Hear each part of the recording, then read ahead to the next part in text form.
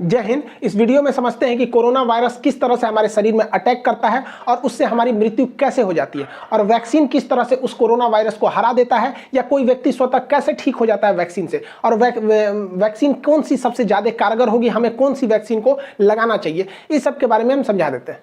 जैसा आप सब जानते हैं कि कोरोना जो है कहीं ना कहीं संपर्क में आने से ही फैलता है किसी इन्फेक्टेड व्यक्ति से, जिसमें सबसे ज़्यादा महत्वपूर्ण होता है ये इसका जो ड्रॉपलेट्स होता है। ये सब आपको पता है, इसीलिए थोड़ा सा 1 मीटर दूरी जो कहा जाता है कि कम से कम गैप बना के रखना चाहिए। देखिए, कोरोना जो वायरस है ना, इसके बाहर 2 हिस्से होते हैं। एक इसका जो बाहर इस तरह से निकला हुआ है नुकीला भाग, इसे कहते हैं स्पाइक प्रोटीन। यही सबसे घातक है, स्पाइक प्रोटीन। अगर इसका जो स्पाइक प्रोटीन है ये बाहर वाला, अगर इसको तोड़ दिया जाए, इसको टकला कर दिया जाए, तो किसी काम का नहीं, फिर कोरोना से कोई नहीं डरेगा, यही भाग जाएगा।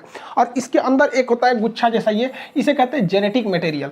ये करता है, ये हमारी बॉडी में घुसने में मदद कर देता है, और ये जेनेटिक मटेरियल जो है ना, अपने जैसे नए संतान को उत्पन्न कर देता है। इसलिए अगर एक भी कोरोना वायरस आया तो इसके अंदर का ये जो जेनेटिक मटेरियल है, ये उसको 1 से कब 1 लाख बना देगा, कब 1 करोड़ बना देगा, कुछ नहीं पता। तो ये जनरेशन बढ़ाने के लिए होता है, ये स्पाइक प्रोटीन शरीर में एंट्री करने के लिए होता है। ये कोरोना वायरस जो होता है, इसका ये स्पाइक प्रोटीन जो होता है, ये केवल फेफड़े में ही टच कर सकता है, बाकी शरीर में कहीं से भी ये एंट्री शरीर के अंदर सेल में नहीं कर सकता है। फेफड़े के जो सेल होते हैं काफ़ी सेंसिटिव होते हैं, और सेल में भी जो सेल मेम्ब्रेन होता है वहाँ से ये एंट्री नहीं कर सकता है। सेल मेम्ब्रेन कुछ खास चीज़ को ही अपने अंदर जाने देते हैं, जैसे प्रोटीन, विटामिन, इन सब को जाने देते हैं। बाकी जो नया कुछ चीज़ आएगा ना, जो बॉडी में बाहर से लिया जाता है, तो उसको जाने के लिए ये रिसेप्टर लगे होते हैं। कोरोना वायरस का ये स्पाइक प्रोटीन इसी रिसेप्टर पर चिपक जाता है, और इसी के माध्यम से अंदर चला जाता है, और अंदर जाके अपना जेनेटिक इन्फॉर्मेशन दे देता है। और ये फेफड़े में ही जाता है, क्योंकि फेफड़े के जो लंग्स के जो टिश्यूज होते हैं, जो उसके सेल होते हैं, वो काफ़ी सेंसिटिव होते हैं। अब देखिए, ये जो कोरोना वायरस है, ये फेफड़ा है, फेफड़ा का ये रिसेप्टर है, ये ससुरा पकड़ लेता है कोरोना को, कोरोना जाके इसी में चिपक जाता है, और यही इसको खींच के अंदर लेके चला जाता है। यही सबसे घातक हो जाता है। जैसे ये रिसेप्टर में चिपकता है, रिसेप्टर इसको खींच के अंदर ले जाता है, ये यहाँ से चिपका के अंदर लेके चला जाएगा।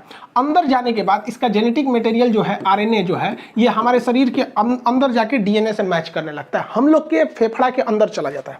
और फेफड़ा के अंदर जाने के बाद जैसे ये इसके रिसेप्टर पे टच हुआ इसका स्पाइक प्रोटीन, और ये इसको लेके अंदर गया, और अंदर जाने के बाद ये क्या करता है, हमारा न्यूक्लियस जो है, हमारे शरीर का जो न्यूक्लियस है, ये बहुत सीधा साधा है।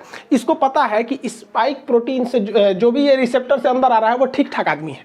तो इस ससुरा जो कोरोना है, इस सीधे जाके पूछता है न्यूक्लियस से कि फोटोकॉपी मशीन कहाँ है, कहाँ है वो फोटोकॉपी मशीन जिससे नए नए चीज़ों के बनते हैं। तो हमारे शरीर में फोटोकॉपी मशीन का काम करता है राइबोसोम। ये राइबोसोम धड़ाधड़ फोटोकॉपी करता है, किस चीज़ का, तो प्रोटीन का। तो हमारे शरीर में धड़ाधड़ प्रोटीन निर्माण करने का काम करता है यही राइबोसोम। अब देखिए, फोटोकॉपी मशीन की एक खराबी है, इस पर कौन सा पेपर रखे हैं ये उसी का कॉपी करेगा, इसको नहीं पता कि कॉपी क्या हो रहा है। अब ये जो कोरोना वायरस है, इस रिसेप्टर के माध्यम से न्यूक्लियस में आ गया, न्यूक्लियस इसको बता दिया कि राइबोसोम के पास चले जाओ, वही फोटोकॉपी करता है। अब ये छोटा जो कोरोना वायरस है, ये क्या करेगा, इस फोटोकॉपी के पास जाएगा, और यहाँ जो प्रोटीन वाला पेपर रखा है उसको हटा के अपना जेनेटिक मटेरियल रख देगा जो इसके अंदर है, मतलब अपने खानदान का फोटोकॉपी कराने लगेगा। अब एक कोरोना वायरस अंदर गया था, लेकिन राइबोसोम की मदद से वो अपने हजारों कॉपी अंदर बनाने लगा, और फेफड़ा के अंदर धड़ाधड़ धड़ाधड़ धड़ाधड़ कोरोना वायरस बनने लगे सब। अब हमारा ही बॉडी उसको कोरोना वायरस बना रहा है। सोचिए, हमारा खुद का फेफड़ा, हमारा खुद का राइबोसोम जो कल तक प्रोटीन का फोटोकॉपी करता था, उसके स्कैनर से प्रोटीन हटा के आरएनए, ये कोरोना वाला ने अपना आरएनए रख दिया, उसी का फोटोकॉपी कर रहा है। तो इसको रेप्लिकेशन कहा जाता है। बहुत तेजी से बढ़ते हैं सब यहाँ पर। अब पूरे फेफड़े में ना ये कोरोना वायरस घूमने लगते हैं। तो हमारे शरीर का जो इम्यून सिस्टम है, कहते हैं ये कौन चीज़ है रे, ये कौन चीज़ आ गया यहाँ पर। पूरा इम्यून सिस्टम कंफ्यूजन में हो जाता है, उसको पता नहीं चलता है कि है कौन, लेकिन ये समझ जाता है कि ठीक आदमी नहीं है, इसको मारना चाहिए। तो हमारे शरीर का जो इम्यून सिस्टम है, ये इसको लगता है मारने, धड़ धड़ धड़ धड़ धड़ मार काट करता है। तो हमारे शरीर को पता ही नहीं चल रहा, हम लोग ऐसे घूम रहे हैं आराम से, हम लोग के फेफड़ा में मार धाड़ चल रहा है, हमारा एंटीबॉडी जो है, ये हमारा इम्यून सिस्टम धड़ धड़ मार रहा है इसको। तो हम लोग को बुखार आना चालू हो जाता है, क्योंकि हमारे शरीर का ये डिफेंस मैकेनिज्म है कि जब भी अंदर मार धाड़ चलती है तो बुखार हो जाता है, ताकि वो टेम्परेचर से कोई नए छोटे मोटे वायरस वगैरह ऐसे मर जाए। लेकिन ससुरा मरता नहीं है यहाँ पे, अरे मारे जा रहा है, मर ही नहीं रहा है यहाँ पे। तो न्यूक्लियस कहता है कि रे बकलोलवा, वो मारने से नहीं मरेगा, यहाँ फोटोकॉपी होकर धड़ाधड़ निकल रहा है, इसकी कमी ही नहीं कर सकते तुम मार के। तो ये कहता है कि भैया तो हम कौन सी करें, तो न्यूक्लियस इसको बताता है हमारे इम्यून सिस्टम को कि एक काम करो, तुम एंटीबॉडी बनाओ, क्योंकि इसको घुसने से रोको। क्योंकि अगर ये घुस जाएगा ना, एगो तो घुस के अपना फोटोकॉपी बना ही रहा है, इसको घुसने से रोको। ये कहता है कि क्या करे, यही रिसेप्टरवा नोच देगा, तो ये कहता है अरे भैया ओकरा मत नोच, एक नोच देगा ना तो कब दवाई खाएगा तो दवाइयों अंदर नहीं जाएगा।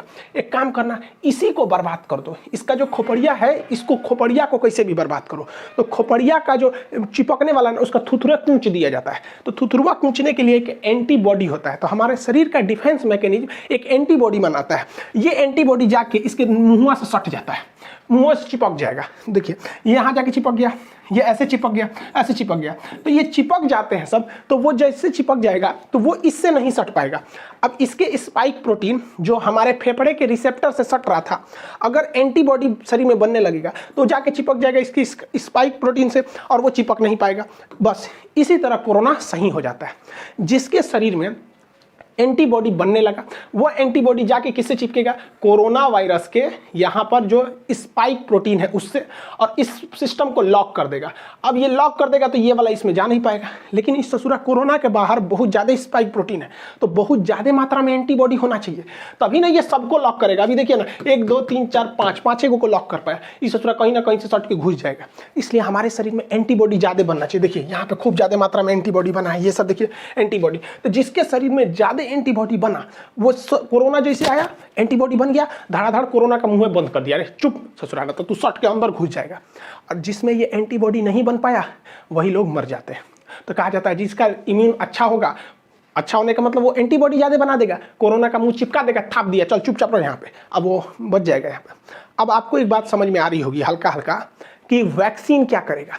वैक्सीन कुछ नहीं करेगा, बल्कि वैक्सीन इसी एंटीबॉडी को बनाएगा ताकि यह एंटीबॉडी कोरोना के स्पाइक प्रोटीन पर जाके सट जाए और उसका मुंह बंद कर दे। अगर मुंह बंद हो गया तो कोरोना हमारे शरीर के रिसेप्टर से टच होकर अंदर नहीं जा पाएगा, वो ऐसे ऊपर घूमते घूमते अपने से मर जाएगा। तो वैक्सीन का यही मेन काम हो गया कि वैक्सीन जैसे हमारे शरीर में लग जाता है तो इतना ज़्यादा हमारे शरीर में एंटीबॉडी बन जाता है कि ये एंटीबॉडी कोरोना को चारों ओर से घेर लेता है, कहता है कि आओ सट जाओ हमारे में। तो चारों ओर से ये एंटीबॉडी सट जाता है। जब एंटीबॉडी सट जाएगा तो कोरोना के जितने स्पाइक प्रोटीन है उसका मुंह बंद हो जाएगा, हमारे शरीर में एंट्री नहीं मार पाएगा, दूसरा कोई काम नहीं है। जैसे देखिए ये एक ह्यूमन सेल है, अब इसमें क्या है, कोरोना वायरस का स्पाइक प्रोटीन फंस गया है, लेकिन जब उसमें न्यूट्रलाइज किया गया एंटीबॉडी देकर तो ये एंटीबॉडी जाके इससे सट गया है, ये एंटीबॉडी सट गया। अब ये इससे डायरेक्ट टच में नहीं आ सकता है, तो हमें कोरोना नहीं होगा। यही काम होता है हमारे वैक्सीन का। अब इसमें इतना टाइम क्यों लग गया, तो देखिए वैक्सीन बनाने में सबसे बड़ा था कि इसके अंदर का जेनेटिक मटेरियल जो फोटोकॉपी कर रहा था वो क्या है पता करने के लिए। तो बाद में पता चला कि वो आरएनए है।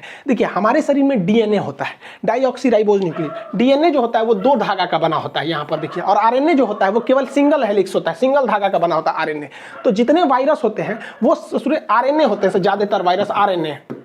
अब आरएनए को बनने में ज्यादा टाइम नहीं लगता है, खटाखट आरएनए बनता है, जबकि डीएनए बनने में टाइम लगता है। तो वायरस जो है बड़ा जल्दी जल्दी बनने लगते हैं सब यहाँ पे। तो वैज्ञानिकों ने इसी आरएनए को पकड़ के निकाला, इसलिए जितना वैक्सीन है सब वैक्सीन को आरएनए वैक्सीन, एमआरएनए वैक्सीन कहा जाता है। तो इस कोरोना का जो आरएनए है उसे वैज्ञानिकों ने निकाल लिया। अब देखिए हम लोग में तो डीएनए पाया जाता है, तो डीएनए नहीं है। देखिए डीएनए आरएनए में अंतर नहीं, एक उखाड़ दीजिए इसका तो क्या बन जाता है, आरएनए बन जाता है। तो डीएनए से आरएनए बनाया जा सकता है, उखाड़ के नोच दीजिए बस क्या बन जाएगा, आरएनए बन जाएगा। तो वैज्ञानिकों को कोरोना वायरस का आरएनए मिल गया। तो कोरोना कैसा वायरस है, एक आरएनए वायरस है, बस हमको ये मिल गया। अब वैज्ञानिकों ने क्या किया, इस आरएनए वायरस को केमिकल से कमजोर करके इसका नकल कर लिया, और इसे नकल करके जैसा इसके अंदर आरएनए था वैसे ही आरएनए को इंजेक्शन से हमारे बॉडी के अंदर भर दिया। और जैसे बॉडी के अंदर भरा तो बॉडी के अंदर क्या पहुंच गए सब, ये कोरोना वायरस। बट ये ओरिजिनल तो है नहीं, ये तो लैब में इन्होंने आरएनए से बनाया है, ओरिजिनल नहीं है। अब बताइए ये ओरिजिनल नहीं है लेकिन दिखने में तो उसी के जैसा है, और जब दिखने में वैसे ही है तो शरीर के अंदर जाएगा तो शरीर के अंदर से एंटीबॉडी बनने लगेंगी ज़्यादा। और इन दवाओं में एंटीबॉडी को बढ़ाने के लिए केमिकल मिला दिया जाता है, तो ज़्यादा से ज़्यादा एंटीबॉडी बनने लगेगी। तो जब कभी हमें वैक्सीन लगा दिया जाता है तो यह वैक्सीन एंटीबॉडी का निर्माण बहुत जोर से करने लगती है, और हमारे शरीर में खूब ज़्यादा एंटीबॉडी हो जाता है जो कि नकली कोरोना वायरस को देखकर बना होता है। और इसी बीच में ना पूरे उस कोरोना वायरस को घेर लेते हैं, हमारे शरीर में पूरा का पूरा एंटीबॉडी हो गया। और जब कभी भी ओरिजिनल कोरोना आता है तो हमारे एंटीबॉडी घेर लेते हैं कोरोना का, चाचा आ गए, चाचा आ गए, चाचा को घेर लो, चाचा को घेर लो, पूरा घेर लेते हैं चाचा को, और चाचा का थूथूर चिपका देता है।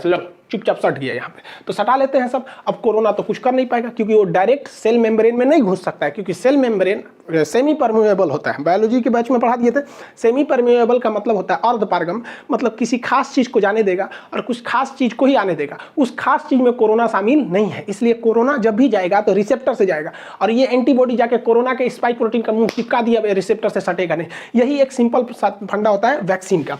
ये वैक्सीन यही काम करते हैं सब। अब दुनिया के कई तरह के वैक्सीन है, जिसमें फाइजर जो है वैक्सीन, इस ससुरा अमेरिका का है, इसको -70 डिग्री पे रखना है, ये भारत में पॉसिबल ही नहीं है। हालांकि इसके साइड इफेक्ट ज़्यादा देखे गए। रूस का स्पुतनिक वैक्सीन है और यूएनओ ने बनाया है गरीब देशों के लिए, अफ्रीका के लिए, जिसमें भारत की भी योगदान है। नोवावैक्स ये वैक्सीन है। ऑक्सफोर्ड यूनिवर्सिटी और एस्ट्राजेनिका ने मिलकर जो वैक्सीन बनाया है उसे भारत में नाम दिया गया कोविशील्ड। ये वैक्सीन भारत में बनी नहीं है, इसका प्रोडक्शन होगा serum institute of India Pune में, जिसके सीईओ हैं आदार पूनावाला। तो ये वैक्सीन है, जितनी वैक्सीन है ये सारी की सारी वैक्सीनें mRNA पर डिपेंड है, यानी आरएनए वैक्सीन है। मतलब कोरोना का कॉपी करे, हमारे बॉडी में घुसा दो, उसको देखा देखी जब वो बनने लगेंगे एंटीबॉडी, तो उस एंटीबॉडी की मात्रा बढ़ा दो और जब ओरिजिनल कोरोना आएगा तो उसका थुथुर चाप देंगे सभी, सब इसी पर काम करता है। लेकिन भारत का वैक्सीन इस पर काम नहीं करता है। भारत का वैक्सीन जो है भारत बायोटेक ने बनाया, इसे भारत बायोटेक ने, इसका नाम है कोवैक्सीन। ये अलग ही कंसेप्ट है। कोवैक्सीन में क्या किया गया है कि कोरोना वायरस को ही कमजोर करके उसको थूर कूच के हमारे शरीर में भर दिया गया है। अब बताओ, उसे थोड़ा थुरा कूचा गया है, इसका जेनेटिक मटेरियल को खूब अच्छा से कूच काच दीजिए और कूच काच के हमारे शरीर में भर दीजिए। और शरीर में जैसे भरेंगे तो जाएगा अंदर, न्यूक्लियस से कहेगा हमारा फोटोकॉपी बनाओ, ये बेचारा अपने कूचा गया है, एक फोटोकॉपियो निकलेगा तो कूचाइले निकलेगा, तो हमारे शरीर के एंटीबॉडी आके छाप लेगा सब, इसको कहेगा मारो मारो मारो मारो मारो। अब भाई हमारे एंटीबॉडी इस कमजोर कोरोना को खूब अच्छा से मार देगा। यही वजह है कि शुरुआत में जब वैक्सीन लिया जा रहा है ना, तो कुछ लोगों को हल्का फीवर आ जा रहा है, क्योंकि वो तो ओरिजिनल लड़ाई चालू है, लेकिन वैक्सीन के थ्रू बहुत ही कमजोर वायरस डाल दिया है भारत, हूबहू ओरिजिनल वायरस, लेकिन वो इतना कमजोर है कि वो उसका बच्चा भी कमजोर पैदा हो रहा है। तो हमारे शरीर का एंटीबॉडी उससे खेल खेल के सीख ले रहा है, और इसी बीच जब ओरिजिनल वायरस आ रहा है तो उसको भी मार के कूच दे रहे हैं। जा ससुरा, भारत वाला शुरू से जुगाड़ पर डिपेंड है। अब हैंड सैनिटाइजर क्या करता है? देखिए भाई, सैनिटाइजर का काम क्या होता है? सैनिटाइजर जब हम मारते हैं ना, तो ये कोरोना वायरस का जो बाहरी खोल है ना, जिस खोल के ऊपर ये स्पाइक प्रोटीन है, तो ये जो होता है ये सैनिटाइजर इस स्पाइक प्रोटीन को कुछ नहीं करता है, बल्कि जिसके ऊपर इसका खोल है ना, ये खोपड़िए फाड़ देता है, उसको टकला कर देता है, इस तरह से कोकला करके टकला कर देगा, इसका पूरा का पूरा ऊपर का खोपड़िए झाड़ के टकला हो जाएगा। इस ससुरा सैनिटाइजरवा जो है ना, ये तो वैक्सीनवा का बाप है। वैक्सीनवा तो खाली उसका ठोड़वे बंद कर रहा था, ये मारा पूरा टकले कर देता है उसको, अब उसका पूरा आरएनए बाहर निकल जाता है, तो कोरोना रोने लगता है, ओ माय गॉड मेरा आरएनए चल गया, अब क्या करेंगे आप?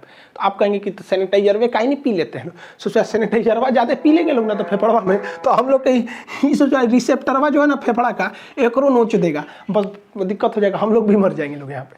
इसलिए सैनिटाइजर जो है वो केवल बाहर के काम में आता है, वो कोरोना वायरस के बाहरी लेयर को फाड़ देता है। दुनिया में बहुत सारे वैक्सीन है, जिसमें एक ये जितने वैक्सीन है ये आरएनए वैक्सीन है सब, जबकि भारत का जो वैक्सीन है भारत बायोटेक द्वारा, ये तो ओरिजिनल वायरस का ही वैक्सीन है। अब इसमें से सबसे अच्छा कौन है? तो देखिए, सारे वैक्सीन अच्छे हैं, डिपेंड करता है किसको कहाँ के ट्रायल पर किया गया है, किसी को अमेरिका में, किसी को इंडिया में, सारे के सारे वैक्सीन एक जैसे हैं, कोई खराब नहीं है। जैसे हम आपसे कहते हैं कि कौन सा साबुन नहाने के लिए अच्छा है, तो भैया आप लाइफ बॉय से नहाओ, चाहे डिटॉल से नहाओ, चाहे पियर से नहाओ, कोई फर्क नहीं पड़ता है, नहा के आप वैसे ही निकलेंगे। जैसे हमारे जैसे आप घड़ी साबुन से नहा लीजिए, कोई फर्क नहीं पड़ता। अब जैसे हम लोग हैं, भैंस जैसे हम लोग का चमड़ा है, तो उस पर लक्स वगैरह सुनता ही नहीं है, तो घड़ी साबुन ये सब से नहा लीजिए, कोई फर्क नहीं पड़ता, सब एक जैसा है, कोई दिक्कत नहीं आएगा। वैक्सीन जो है वो 60 से 90% तक ही वो कारगर है।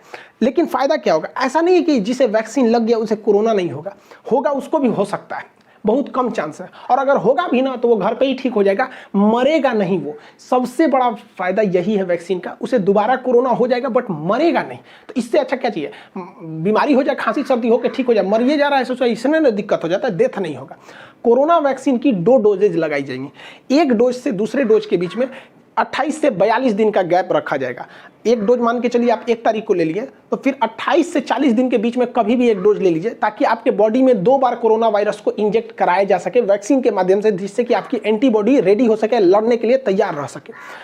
अब देखिए, एक रिसर्च करना ये है कि ऐसा माना जा रहा है कि अगर किसी व्यक्ति को पहला डोज अगर फाइजर का लगा दिया जाए और दूसरा डोज कोविशील्ड का लगा दिया जाए, तो ये ज़्यादा असरदार होगा। लेकिन अभी क्या हो रहा है कि पहला डोज जिस वैक्सीन का है दूसरा डोज भी उसी का है, लेकिन ऐसा वैज्ञानिकों का कहना है कि अलग अलग डोज दिया जाए। अब चूंकि भारत में 2 ही वैक्सीन है, एक कोविशील्ड है, एक कोवैक्सीन है, तो भारत सरकार को भी इस पर रिसर्च करना चाहिए कि पहला डोज देना चाहिए कोविशील्ड का, दूसरा कोवैक्सीन का ही दे दीजिए, ताकि ज़्यादा सुटेबल रहे, दोनों तरह से हम लोग उसमें वायरस से लड़ सके, यहाँ पर एक्सचेंज कर देना चाहिए। अब इसके साइड इफेक्ट को लेकर कुछ डर रहे हैं, देखिए इसका कोई साइड इफेक्ट नहीं है, 99% लोगों को कोई साइड इफेक्ट नहीं है। कुछ लोगों को हो रहा है हल्का बुखार, तो आपको बता ही दिए, क्योंकि जैसे वैक्सीन जाएगा मारधाड़ चालू होगा, हल्का बुखार होगा, पैरासीटामोल खा लीजिए, नॉर्मल 1 रुपये का कम भी फलान या फिर कैल्पोल वगैरह कुछ भी खा लीजिए, नॉर्मल सही हो जाएंगे यहाँ पर, इससे ज़्यादा कुछ नहीं होगा। थोड़ा बहुत आपको, कुछ लोग को सर दर्द की शिकायत मिली गई है, करोड़ों में 1-2 ठोको। अरे यार, तो जो सर दर्द और बुखार नहीं झेल सकता है ससुरा, तो नहीं तो जी कह रहा है ससुरा, ओकरा से डर रहा है यहाँ पे, कोरोना से नहीं डर रहा है, डर रहा है कि वैक्सीन लगाएंगे तो बुखार हो। अब कुछ लोग का इसी में अफवाह उड़ा दिया कि वैक्सीन लगाने से मर जाएगा। भाई देखो, किसी को कोरोना वायरस हो गया है, अब वो आज ही इन्फेक्टेड हुआ है, तो उसको लक्षण तो आज नहीं दिखेगा, और आज ही अगर जाके वो वैक्सीन लगा ले और 1 हफ्ता बाद, वैक्सीन तुरंत तो काम नहीं करेगा एक ही डोज पे, और 1 हफ्ता बाद वो कोरोना से मर जाएगा, तो लोग उससे ये नहीं कहेंगे कि कोरोना से मरा है, लोग अफवाह उड़ा देंगे सोच रहा है कि वो वैक्सीन से मरा है। ऐसा कोई नहीं है। 1-2 साक्ष्य हैं, तो आप बताओ ना, 8 करोड़ लोग को वैक्सीन लगा है, उसमें 50-60 लोग की डेथ हो गई, तो इससे ज़्यादा खतरा तो हम लोग को सड़क पर चलने पर रहता है, वहाँ एक्सीडेंट की संभावना ज़्यादा है। तो वैक्सीन से कोई खतरा नहीं। आप अपने उम्र के दायरे में आइए, वैक्सीन लगाइए। अप्रैल के महीने में जिनका उम्र 45 से ऊपर है उन्हें ही लग रहा है, लेकिन मोदी जी ने इजराइल को मॉडल को देखते हुए, हम एक पिछले वीडियो में बताए थे ब्रिटेन का मॉडल और इजराइल का मॉडल में, मतलब ब्रिटेन में भी वैक्सीनेशन से ही जीता था, तो इजराइल ने क्या किया, अपने पूरे पॉपुलेशन को, केवल बच्चों को छोड़ के सबको वैक्सीन लगा दिया, और वो दुनिया का पहला देश हो गया जो कोरोना मुक्त हो गया है। तो इसी को देखते हुए 1 मई से जिनकी उम्र 18 साल से ज़्यादा है वो सब कोरोना की वैक्सीन लगा सकते हैं। हाथ जोड़ते हैं भैया, सब लोग लगवा लो, क्योंकि ये जो नया वैक्सीन वायरस आया है, ये नए युवाओं को ज़्यादा इफेक्ट कर रहा है। अफवाहों पे मत जाइएगा। कुछ लोग का अफवाह ये है कि सरकार ना क्या कर रही है, गरीबों को मारने के लिए वैक्सीन दे रही है। अरे यार, तो कौन नशा करके रहता है, सब इस सब है नहीं। एक हमसे कह रहा है कि सरकार ये वैक्सीन लगाएंगे तो हमारा किडनी खराब हो जाएगा, कोई कह रहा है नपुंसक हो जाएंगे, कोनो कह रहा है 2 साल बाद मर जाएंगे। अरे यार, ऐसे लोग को पता नहीं कैसे सरकार झेलती है, ऐसे लोग को सचरों को जेल में डाल देना चाहिए अफवाह फैलाने वालों को। कोई भी वैक्सीन से कोई दिक्कत नहीं होता। मेरे पापा वैक्सीन लगाए, उनको शुगर है, उन्हें कोई प्रॉब्लम नहीं हुआ। मम्मी को इतना लोगों ने डरा दिया था, उनके रिलेटिव लोग इतना डरा दिए थे कि मम्मी कांप रही थी, ना बाबू हम वैक्सीन नहीं लगवाएंगे। हम कहे चलिए चुपचाप वैक्सीन लगाई। मम्मी को वैक्सीन लगे हुए आज 10-12 दिन हो गए, कोई दिक्कत नहीं है। अब वो सबको समझाती है, नहीं लगा लो। और जो लोग मेरी मम्मी को डराते थे ना, अब मेरी मम्मी को देख के बाकी सब लोग लगा लिए यहाँ पे। तो आप लोग भी जागरूक होइए। ऐसे लोग जो हैं, जो जिंदगी में कुछ नहीं कर सके, वैक्सीन कहते हैं वैक्सीन मत लो। अजीब हाल है ससुरा सब यहाँ पे। एक मौलाना साहब हमसे आके कह रहे थे कि वैक्सीन सब गलत है यहाँ पे। हम कहा हाँ, आप वैक्सीन मत लीजिए, आप सिला जीत लीजिए, आपके लायक यही है। आई होप आप वैक्सीनेशन और इसके कैसे काम करता है इसको समझे होंगे। नेक्स्ट वीडियो में हम आपको सीटी वैल्यू समझा देंगे और पल्स ऑक्सीमीटर वगैरह ये सारी चीज़ों को, RT-PCR चेक कैसे होता है इसके बारे में बता देंगे। मिलेंगे नेक्स्ट क्लास में। जय हिंद।